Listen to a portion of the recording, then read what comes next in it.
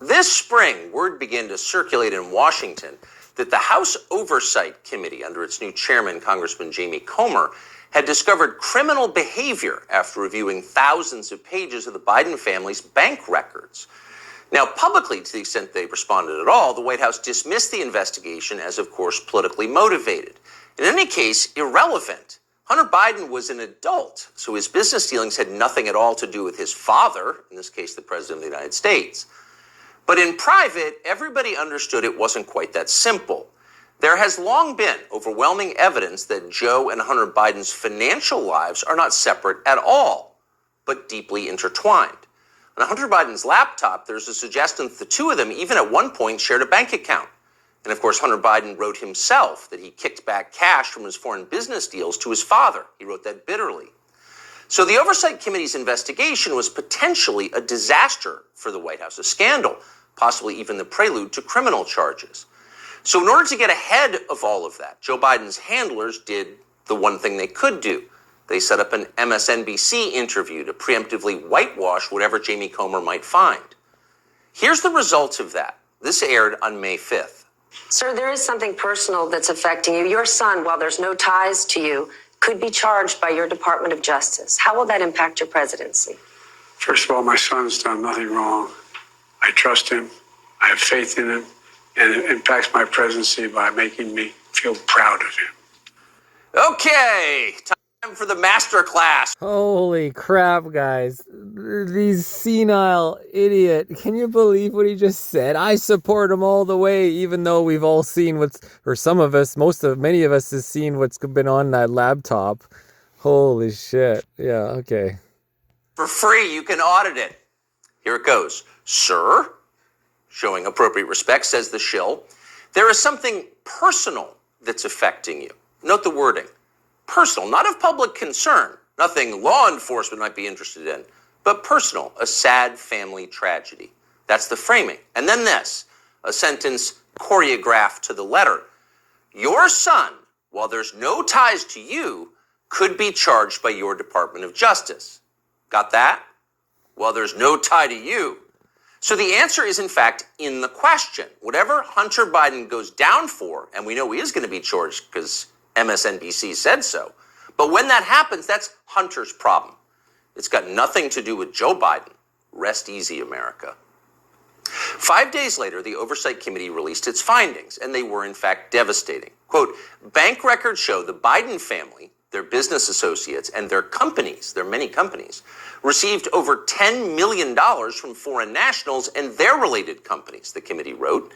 Investigators had, quote, identified payments to Biden family members from foreign companies while Joe Biden served as vice president and after he left public office. Bam! That's right. So actually there was something there. It was a scandal. Racketeering, money laundering, wire fraud, those are some of the crimes the Bidens seem to have committed, in addition, of course, to selling out the United States for cash. So what would happen to them? Well, Donald Trump had an idea, quote, they'll hit Hunter with something small to make their strike on me look fair. Trump wrote that about 2 weeks ago, and it turned out those were prescient words. This morning, Hunter Biden pleaded guilty to pretty much nothing. Biden pled to 2 misdemeanor tax evasion charges, then entered a diversion on a federal gun charge. That's it. As far as Merrick Garland's Justice Department is concerned, Hunter Biden is done. There was no pre-dawn raid carried live simultaneously on CNN. There was no perp walk, no handcuffs, no press conference. Above all, there was no felony. Hunter Biden, who broke federal gun laws, can still carry a gun. It's like it all never happened. In fact, the Justice Department just baptized Hunter Biden. A lifetime of sins washed away in an instant. It was a secular miracle. Most miraculous of all, Hunter Biden somehow escaped a FARA charge. FARA is the Foreign Agent Registration Act, and it is exactly what its name suggests. Under federal law, if you are acting as an agent of a foreign nation in Washington, you are required to register with our government to let everybody know. Well, for decades, pretty much nobody in Washington did register under FARA, and precisely no one was ever prosecuted for it. No one. But starting several years ago, the Justice Department began sending people to prison on FARA violations. The official explanation was, We're cracking down on foreign influence in Washington. And of course, privately, everyone in Washington laughed. They knew that was absurd. In fact, it's the opposite of the truth. Foreign powers have never had more power in Washington. Their agents are everywhere, in every federal agency and throughout business, down to and including in executive positions at various social media companies. The Biden administration knows all of this, and it's not a problem. In fact, it's their policy. From the administration's perspective, the concerns and the demands of, say, the Chinese government, or particularly the Ukrainian government, are far more important than the needs of American voters. We're cracking down on foreign influence. Please. The point, the only point of enforcing FARA, after decades of ignoring it, is to harass and imprison high-profile political opponents. Trump donor Elliot Broidy pled to a FARA violation a few years ago. So did Trump campaign manager, famously Paul Manafort. He went to prison. Last year, the DOJ went after Trump confidant Steve Wynn under FARA. But in the end, the Biden administration overreached so comically that the whole thing was thrown out by a judge. But they tried. So as long as they're trying, if it was a fair system, Hunter Biden would be first on the list of those next to be charged with a FARA violation. In fact, many of them. Hunter Biden was a foreign agent. He never registered as one. But for years, that's exactly what he was. He sold access to his father and other lawmakers to the Chinese and the Ukrainians and countries throughout the world. There's no debate about that. The FBI has known about it for years. For years, they've had possession of Hunter Biden's laptop. But they didn't charge him for it today. They never will. Why? Well, you know the answer. Hunter Biden has good genes. A more interesting question, though, which is another question the feds will never consider, is what does Hunter Biden do for a living now? This is a man with no obvious job and, of course, zero skills. He spent midlife smoking crack.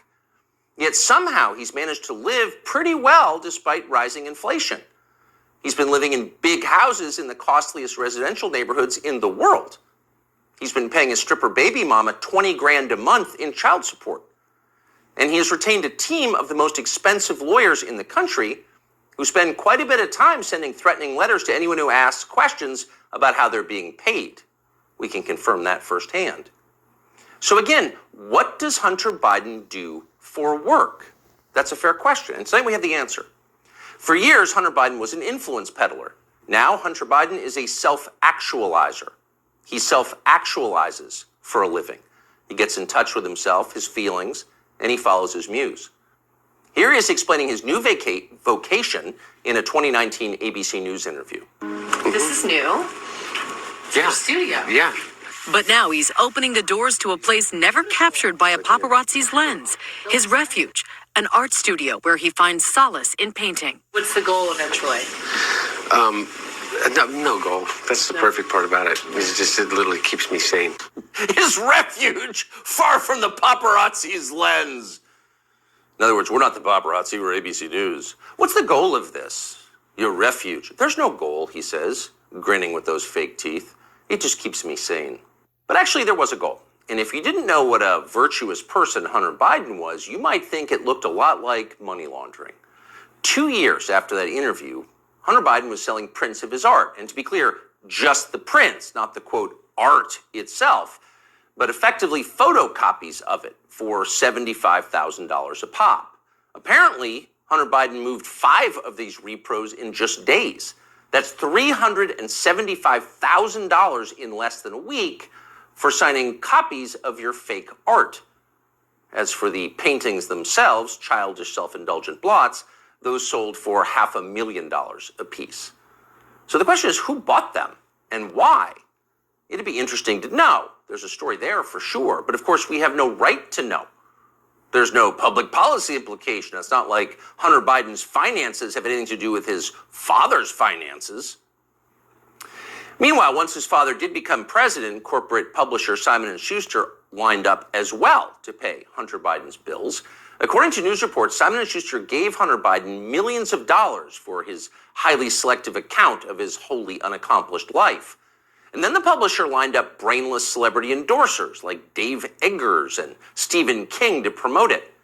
King, who apparently will say anything if it helps the party, called Hunter Biden's silly manuscript a, quote, harrowing and compulsively readable memoir. And then Stephen King described Hunter Biden himself as beautiful.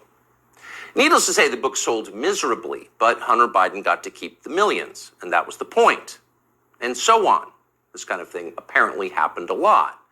Again, there seems to be a story here, and we think it's probably worth learning a lot more about it and bringing it to you.